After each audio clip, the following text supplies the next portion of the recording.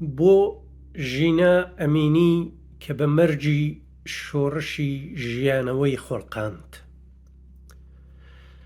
ژینە گوڵی سەربەستی کورد چووە تاران و نەگەڕاوە، لەسەر مافی ئینسانی خۆی هیچ لە دوژمن نەسڵەماوە.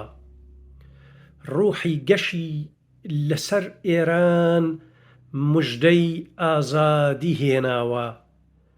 پرچەکانی توند و قایم لە گەرووی زوڵم هاڵاوە، خەڵکیش بەدەست مەلایانی تاران پاک زووخاویان هەڵێناوە.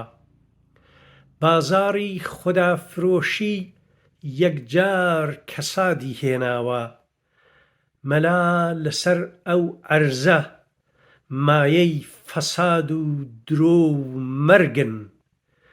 درۆی قورئان و ئیسلام و دین ئیتر وەک بەڵقی سەر ئاوە، لە زەلکاوی بێعەداڵەتیدا عەداڵەت چوو قەرەی داوە.